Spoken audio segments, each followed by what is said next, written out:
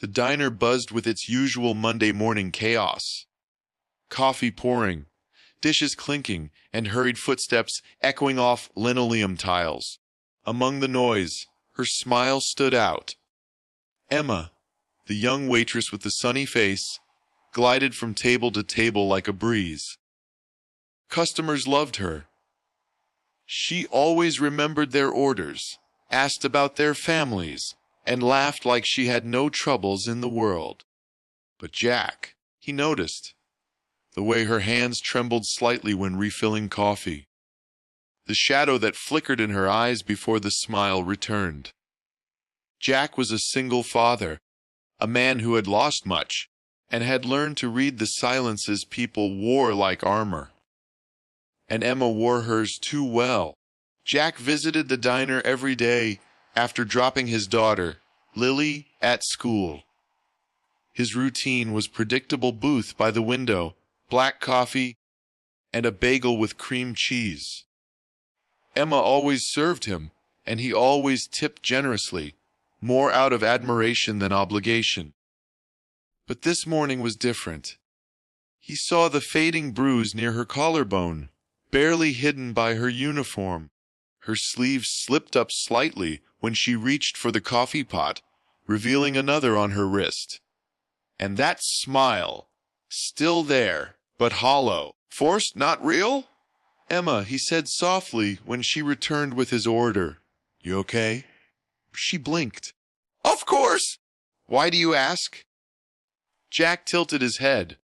"That smile of yours, it's too bright for a Monday." She hesitated for a fraction of a second. "Fake it till you make it, right?" She chuckled, but her eyes darted quickly to the kitchen door. Jack didn't push, but he watched. When the manager barked at her from behind the counter, she flinched.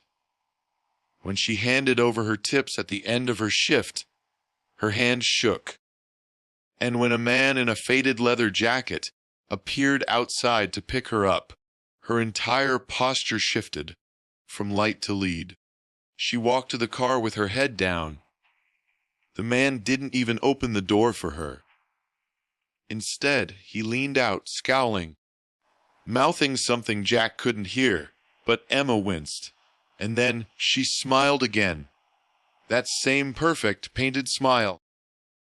Jack's instincts screamed. He remembered the nights when he held Lily close after his wife died, how her smile had disappeared for months, how children processed pain in silence. He had learned back then to pay attention to the unspoken, and Emma was speaking volumes without saying a word. He began asking about her whenever she served him.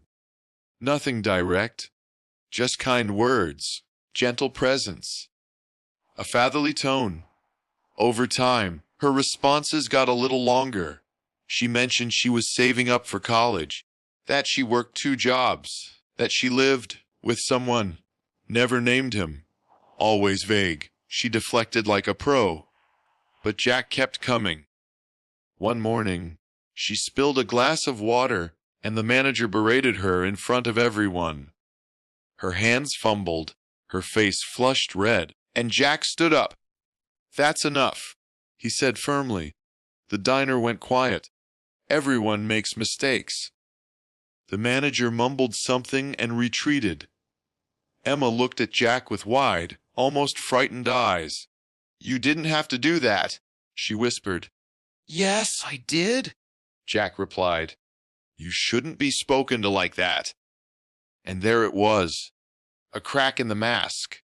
Her eyes glistened. She blinked it away, smiled, and walked back to the kitchen. But something had shifted. That evening, Jack sat at home with Lily watching cartoons. He couldn't get Emma out of his mind. He didn't know what her life was like after she left the diner. But something told him it wasn't safe. And he couldn't stand by. Not again. The storm came quietly. Not the kind that rattles windows or floods streets, but the kind that shakes lives. It started with a voicemail, Emma's voice trembling. "Hi, Jack. I I know this is weird, but I don't know who else to call. Can you please come to the diner? I just got off. Please. Jack didn't hesitate. He grabbed his coat, told Lily he'd be back soon, and rushed out. When he arrived, Emma was outside, sitting on the curb, rain misting around her. Her uniform was damp, her hair clinging to her face, and her eyes red, swollen, broken. Jack knelt beside her. What happened? She looked up at him, eyes wide with fear. He found out I was talking to someone. He took my tips. He said I belonged to him. Hey, her voice cracked. He said if I left, no one would care, that I'm nothing. Jack clenched his fists. You are not nothing. Emma sobbed, shaking. I don't want to go home. You're not? Jack said. Come with me. He took her to his house. Lily opened the door and hugged her like she was family. Emma collapsed on the couch, cradling the tea Jack made. The warmth wasn't just from the cup. It was from safety. Over the next days, Emma stayed. Jack didn't pry. He just listened. Slowly, the truth came out. The man she lived with was her boyfriend, turned controller.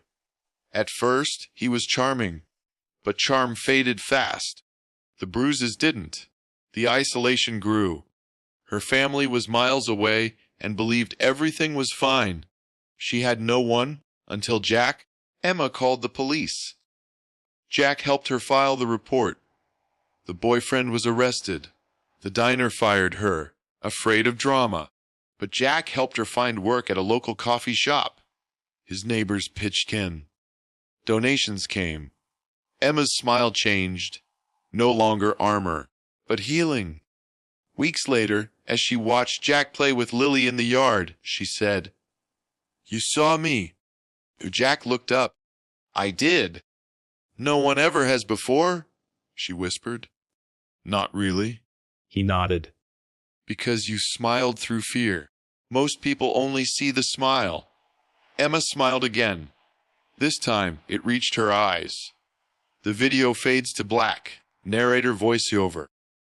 Sometimes the strongest cry is silent, and the loudest courage is just showing up. Jack saw beyond the surface, and that made all the difference. Outro call to action. Let this story remind us to look closer, listen deeper, and never assume a smile means someone's okay. If this touched you, support us by subscribing, sharing, and liking. Every voice matters. Be someone's Jack. Subscribe now.